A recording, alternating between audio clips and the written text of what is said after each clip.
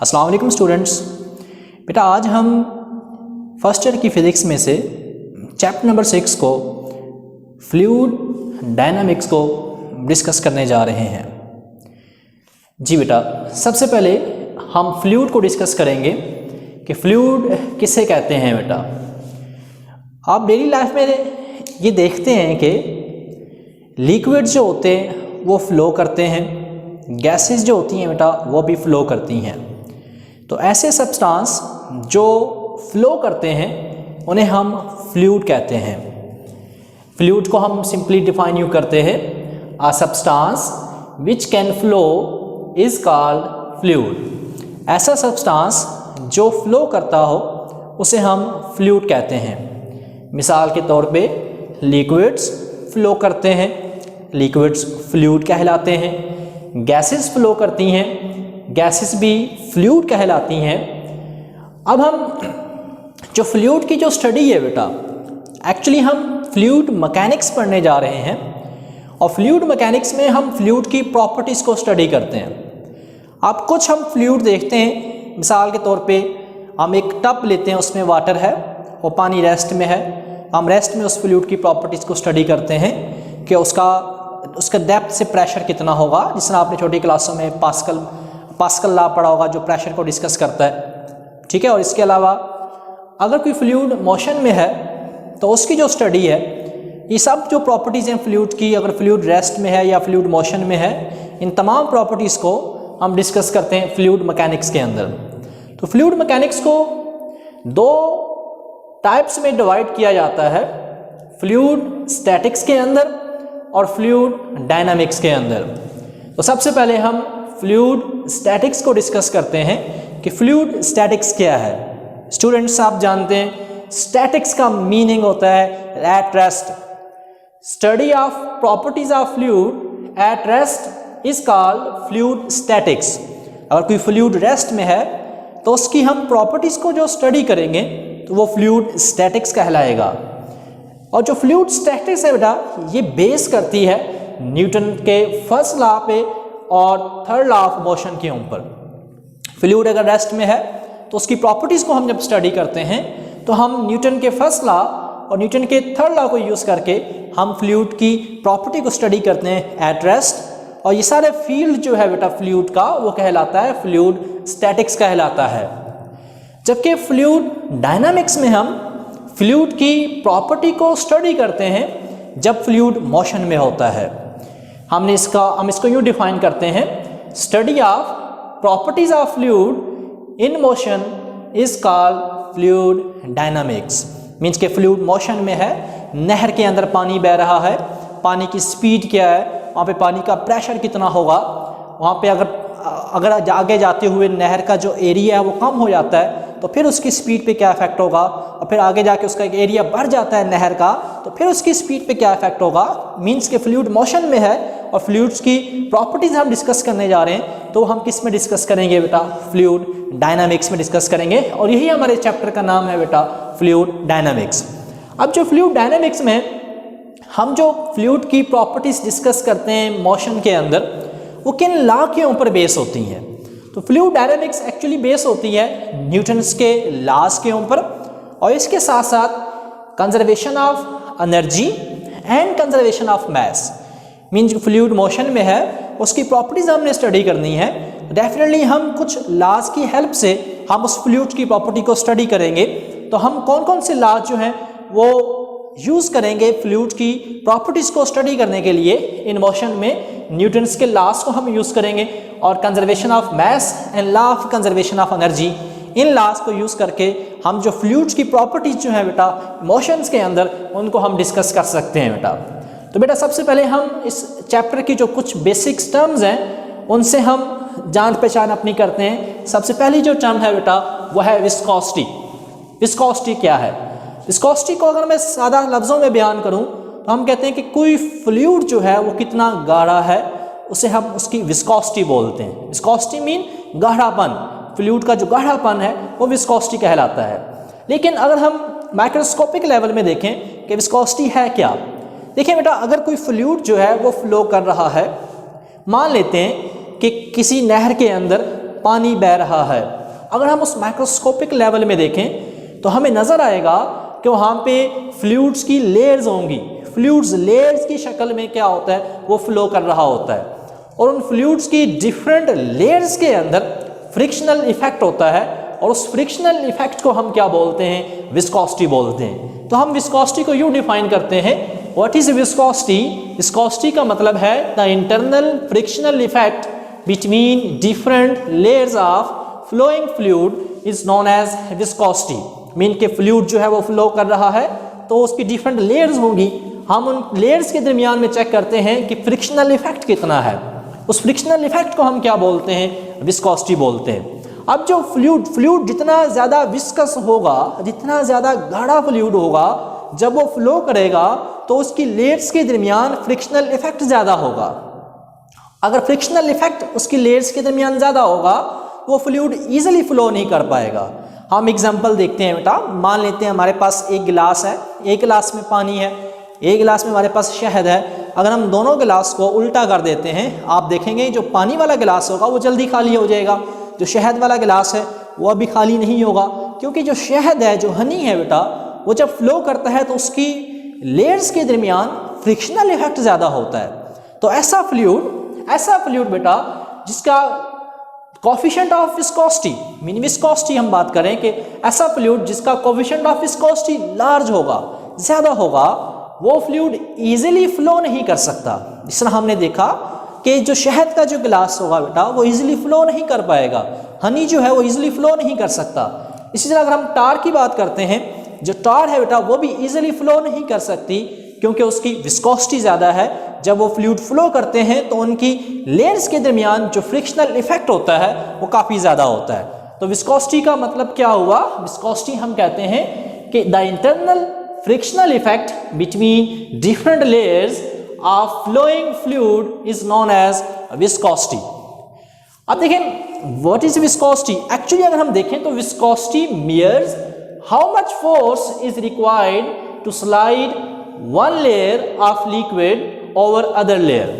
Actually viscosity हमें यह बताती है कि फ्लूइड की एक लेयर्स के ऊपर दूसरी लेयर्स को स्लाइड करवाने के लिए हमें कितनी फोर्स रिक्वायर्ड है, या फ्लूइड को कितनी फोर्स रिक्वायर्ड होगी फ्लूइड की एक लेयर्स के ऊपर दूसरी लेयर्स को स्लाइड होने के लिए। अगर फ्लूइड जो है बेटा वो ज़्यादा विस्कस होगा तो उससे ज़्यादा फोर्स रिक्वायर्ड होगी, वो ईजिली फ्लो नहीं कर पाएगा। अगर जो फ्लूइड है वो कम विस्कस होगा, उसका कोफिशिएंट ऑफ विस्कोसिटी अगर स्मॉल होगा तो वो उस फ्लूइड की एक लेयर्स को उसके दूसरी लेयर्स के ऊपर स्लाइड करवाने के लिए हम फ्लूइड को कम फोर्स रिक्वायर्ड होगी। अगर उसको कम फोर्स रिक्वायर्ड होगी मीन फ्रिक्शनल इफेक्ट कम होगा तो वो जो फ्लूइड है वो ईजिली फ्लो कर सकता है। तो हम कहते हैं कि ऐसे फ्लूइड जो लार्ज कोफिशिएंट ऑफ विस्कोसिटी रखते हैं वो ईजिली फ्लो नहीं कर सकते, फॉर एग्जांपल टार और हनी। और ऐसे फ्लूइड जो स्मॉल कोफिशिएंट ऑफ विस्कोसिटी रखते हैं वो ईजिली फ्लो कर जाते हैं, फॉर एग्जांपल वाटर। जैसे हमने एग्जांपल दी पानी का गिलास, शहद का गिलास, पानी का गिलास हम डालेंगे वो जल्दी खाली हो जाएगा, शहद का गिलास जल्दी खाली नहीं होगा क्योंकि जो हनी है वो लार्ज कोफिशिएंट ऑफ विस्कोसिटी रखता है, जबकि जो वाटर है बेटा उसका स्मॉल कोफिशिएंट ऑफ विस्कोसिटी होगा। इसके अलावा हम कोफिशिएंट ऑफ विस्कोसिटी का जो सिंबल है हम देखते हैं कि इसको किस सिंबल से डिनोट किया जाता है। कोफिशिएंट ऑफ विस्कोसिटी को आमतौर पे हम ग्रीक लेटर ईटा से डिनोट करते हैं। ये जो ईटा है ये सिंबल है कोफिशिएंट ऑफ विस्कोसिटी का बेटा। और लास्ट में इसका हम यूनिट चेक करते हैं, कोफिशिएंट ऑफ विस्कोसिटी का यूनिट क्या होगा। तो कोफिशिएंट ऑफ विस्कोसिटी का यूनिट होता है केजी पर मीटर पर सेकेंड, या इसका यूनिट हम यूँ भी लिखते हैं न्यूटन सेकेंड पर मीटर स्क्वायर। ये यूनिट कहाँ से आया, एक्चुअली हम आगे डिस्कस करेंगे ड्रैग फोर्स को। ड्रैग फोर्स इक्वल होती है 6 pi eta R V, 6 pi eta R V, ये ड्रैग फोर्स का फार्मूला है। अगर हम यहाँ से कोफिशिएंट ऑफ विस्कोसिटी को निकालें तो कोफिशिएंट ऑफ विस्कोसिटी इक्वल होगा F drag force over 6 pi r v. तो यहाँ से हम यूनिट बनाते हैं, फोर्स का यूनिट क्या होगा, न्यूटन होगा, और 6 पाई कांस्टेंट है, आर का यूनिट क्या होगा, मीटर होगा, और वेलोसिटी का यूनिट क्या होगा, मीटर पर सेकेंड। पर सेकेंड ऊपर जाके क्या हो जाएगा, सेकेंड हो जाएगा, और नीचे क्या रह जाएगा, पर मीटर स्क्वायर रह जाएगा। तो न्यूटन सेकेंड पर मीटर स्क्वायर, या हम कहते हैं केजी पर मीटर पर सेकेंड, ये यूनिट है बेटा किसका, कोफिशिएंट ऑफ विस्कोसिटी का। उससे आगे हम डिस्कस करते हैं डायमेंशन को। कोफिशिएंट ऑफ विस्कोसिटी की डायमेंशन क्या होती है? तो कोफिशिएंट ऑफ विस्कोसिटी की डायमेंशन हम इस फार्मूले से भी निकाल सकते हैं, यहाँ से भी। फोर्स की डायमेंशन आप पुट करें, 6 पाई कांस्टेंट है, कोई डायमेंशन नहीं है इसकी। आर की और वी की आप डायमेंशन पुट करें तो आपके पास कोफिशिएंट ऑफ विस्कोसिटी की डायमेंशन आ जाएगी M L inverse T inverse. तो ये डायमेंशन है बेटा कोफिशिएंट ऑफ विस्कोसिटी की। एक बहुत ही इंपॉर्टेंट पॉइंट आपको बताने जा रहा हूँ जो एमसीक्यूज के लिहाज से बहुत इंपॉर्टेंट है कि कोफिशिएंट ऑफ विस्कोसिटी के ऊपर टेम्परेचर किस तरह इफेक्ट करता है। कोफिशिएंट ऑफ विस्कोसिटी या लिक्विड्स की या फ्लूइड की विस्कोसिटी के ऊपर टेम्परेचर कैसे इफेक्ट करता है। देखिए बेटा, अगर हम टेम्परेचर को इंक्रीज करते हैं, हम टेम्परेचर बढ़ा देते हैं और हमारे पास जो फ्लूइड है वो लिक्विड्स है, फ्लूइड जो है वो लिक्विड्स की शक्ल में है, वाटर हो सकता है, मिल्क हो सकता है या कोई और लिक्विड हो सकता है। अगर हम उसका टेम्परेचर बढ़ाते हैं, टेम्परेचर के बढ़ाने से लिक्विड्स जो होते हैं उनकी जो विस्कोसिटी है वो डिक्रीज हो जाती है, जबकि गैसेस जो होते हैं ये थोड़ा सा अलग बिहेवियर शो करती हैं। अगर हम टेम्परेचर को बढ़ाते हैं तो गैसेस की जो विस्कोसिटी है वो इंक्रीज हो जाती है टेम्परेचर के इंक्रीज होने से। लिक्विड्स की विस्कोसिटी कम होती है टेम्परेचर के बढ़ाने से, और जो गैसेस हैं उनकी जो विस्कोसिटी है वो बढ़ जाती है टेम्परेचर के बढ़ने से बेटा। जी, तो हमने देखा कि टेम्परेचर के बढ़ाने से विस्कोसिटी ऑफ लिक्विड्स जो है वो डिक्रीज हो जाती है, जबकि जो गैसेस हैं उनका अगर हम टेम्परेचर बढ़ाते हैं तो उनकी जो विस्कोसिटी है बेटा वो इंक्रीज हो जाती है। नेक्स्ट हम सेकंड जो टर्म है, बहुत ही इंपॉर्टेंट टर्म्स है फ्लूइड्स में, वो डिस्कस करते हैं बेटा, वो है drag force. What is drag force? Drag force क्या है? आप लोगों ने अक्सर देखा होगा कि अगर आप बाइक पे बैठे हुए हैं और हम चल रहे हैं, बाइक पे जा रहे हैं, तो सामने से हमें एक फोर्स का सामना करना पड़ता है। वो फोर्स कौन सी फोर्स है? कोई और फोर्स नहीं है बेटा, वो ड्रैग फोर्स है। एक्चुअली हम मूव कर रहे हैं किस में? हम एयर में मूव कर रहे हैं, और एयर क्या है बेटा? वो फ्लूइड है। जब कोई भी ऑब्जेक्ट फ्लूइड में मूव करता है तो वो एक फोर्स को एक्सपीरियंस करता है, उसी फोर्स को हम क्या बोलते हैं? ड्रैग फोर्स बोलते हैं बेटा। इसे हम मान लेते हैं हमारे पास एक गिलास जो है वो पानी का गिलास है, एक गिलास हमारे पास जो है वो शहद का गिलास है। हम दो बॉल जो है उस गिलास के अंदर फेंक देते हैं, एक बॉल शहद वाले गिलास में, एक बॉल पानी वाले गिलास में। हम देखेंगे बेटा क्या होगा, जो बॉल होगी पानी वाले गिलास में वो जल्दी नीचे चली जाएगी, और जो शहद के गिलास में हम जब बॉल को फेंकेंगे वो ऐसा ऐसा नीचे जाएगी। इसका मतलब ये हुआ कि वहाँ पे उन बॉल्स को, शहद के अंदर हमें फील हो रहा है कि उस बॉल को एक फोर्स जो है अपोजिट डायरेक्शन में लग रही है, उसकी मोशन के अगेंस्ट। वो फोर्स एक्चुअली कौन सी फोर्स है? ड्रैग फोर्स है। इसके अलावा हम ऑब्जर्व करते हैं, अगर हम गाड़ी में सफ़र कर रहे हैं या हम ट्रेन में बैठे हुए हैं और अपना हाथ हम विंडो से बाहर निकालते हैं, विंडो से जैसे हम हाथ बाहर निकालते हैं तो हमें एक फोर्स फील होती है, एक एयर रेजिस्टेंस फील होती है। एक्चुअली वो जो फोर्स हमें फील होती है वही फोर्स हम कहते हैं कौन सी फोर्स होती है? ड्रैग फोर्स होती है। तो जब भी कोई भी ऑब्जेक्ट फ्लूइड में मूव करता है तो वो एक रिटार्डिंग फोर्स एक्सपीरियंस करता है, उसी रिटार्डिंग फोर्स को हम क्या बोलते हैं? ड्रैग फोर्स बोलते हैं। तो ड्रैग फोर्स को हम यूं डिफाइन करते हैं, an object moving through a fluid it experience a retarding force is called drag force. जब कोई ऑब्जेक्ट फ्लूइड में मूव करता है तो वो एक रिटार्डिंग फोर्स को फील करता है, एक्सपीरियंस करता है, उसी रिटार्डिंग फोर्स को हम क्या बोलते हैं? ड्रैग फोर्स बोलते हैं बेटा। अच्छा बेटा, drag force is also known as fluid resistance. Actually fluid resist कर रहा होता है। जब हम किसी फ्लूइड में मूव करते हैं तो फ्लूइड क्या करता है? हमारी मोशंस को रेजिस्ट कर रहा होता है। वो फ्लूइड हमारी मोशंस को कितना रेजिस्ट करता है, उसी को हम ड्रैग फोर्स बोल रहे हैं बेटा। नेक्स्ट बेटा हम देखते हैं कि ड्रैग फोर्स जो है उसकी डिपेंडेंस चेक करते हैं कि ड्रैग फोर्स जो है ये किन किन फैक्टर्स के ऊपर डिपेंड करती है। एक्चुअली ये इसकी जो डिपेंडेंस है हमें स्टोक्स लॉ जो है वो एक्सप्लेन करता है, लेकिन यहाँ पे हम ड्रैग फोर्स पढ़ रहे हैं तो यहीं पे हम इसको डिस्कस कर लेते हैं। ड्रैग फोर्स जो है बेटा, नंबर 1 जो पॉइंट है वो है speed of object. Drag force जो है वो स्पीड ऑफ ऑब्जेक्ट पे डिपेंड करती है।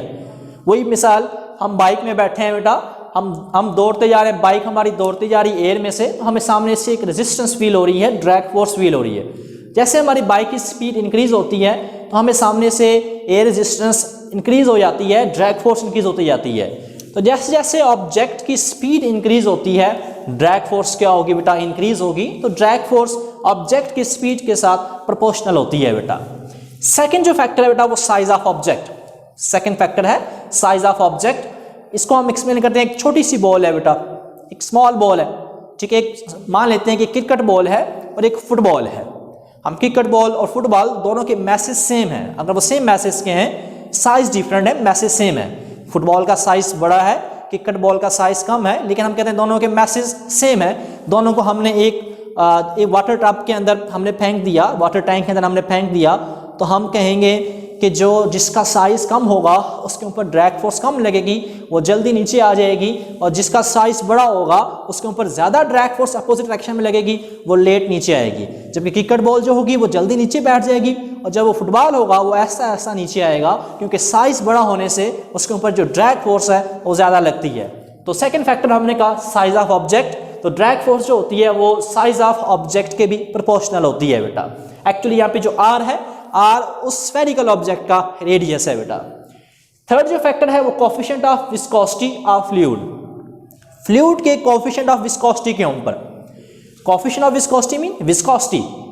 मान लेते हैं, इसका मैंने आपको पहले एग्जांपल दी, अगर हमारे पास सेम बॉल है, सेम साइज की है, सेम मैसेज की है, एक को हमने फेंक दिया वाटर टैंक के अंदर, एक को हमने फेंक दिया एक दूसरे टैंक में, मान लें तो उसमें हनी है, तो हम देखेंगे जो वाटर टैंक में बॉल फेंकेंगे वो जल्दी नीचे चली जाएगी, जो हनी वाले टैंक में हम बॉल को फेंकेंगे वो थोड़ी सी ऐसा ऐसा नीचे जाएगी, क्योंकि जो हनी है उसका कोफिशिएंट ऑफ विस्कोसिटी क्या होता है बेटा, ज़्यादा होता है, और जो वाटर है उसका कोफिशिएंट ऑफ विस्कोसिटी कम होता है। तो कोफिशिएंट ऑफ विस्कोसिटी अगर फ्लूइड का ज़्यादा होगा तो वो ज़्यादा ड्रैग फोर्स लगाएगा ऑब्जेक्ट के ऊपर, तो लिहाजा ड्रैग फोर्स जो होती है बेटा कोफिशिएंट ऑफ विस्कोसिटी के भी क्या होती है, प्रोपोर्शनल होती है। लेकिन बेटा एक पॉइंट याद रखिएगा, मैंने फर्स्ट पॉइंट आपसे इसके डिपेंडेंस का एक्सप्लेन किया। फर्स्ट पॉइंट हमने ये लिखा कि speed of object, speed of object mean कि drag force is proportional to speed of object. लेकिन ये इंपॉर्टेंट पॉइंट बताने जा रहा हूं आप लोगों को, लेकिन याद रखना आप लोगों ने, at very high speed drag force is no longer simply proportional to speed. आपके बाइक की स्पीड बढ़ती जा रही है, ड्रैग फोर्स इंक्रीज होती जा रही है, स्पीड बढ़ती जा रही है, ड्रैग फोर्स इंक्रीज होती जा रही है। अगर बहुत ज़्यादा स्पीड हो जाती है तो फिर ड्रैग फोर्स उतना नहीं बढ़ेगी जितना स्पीड बढ़ रही है। मीन्स के हाई स्पीड के ऊपर, for very high speed, drag force जो होगी वो स्पीड के प्रोपोर्शनल नहीं होगी। ये सिर्फ और सिर्फ एप्लीकेबल है बेटा, ये केस हम जो डिस्कस कर रहे हैं ये सिर्फ एप्लीकेबल है स्लो स्पीड के ऊपर। वेरी हाई स्पीड के ऊपर जो ड्रैग फोर्स है वो स्पीड के प्रोपोर्शनल नहीं होती बेटा। जी बेटा, तो मैं आपको ये बता रहा था कि जो स्पीड जो फैक्टर है, स्लो स्पीड के ऊपर ड्रैग फोर्स जो होगी वो स्पीड के प्रोपोर्शनल होगी। At very high speed drag force is no longer simply proportional to the speed. Next बेटा हम डिस्कस करने जा रहे हैं स्टोक्स लॉ को। नेक्स्ट हम डिस्कस करते हैं what is Stokes law. Stokes law क्या है बेटा?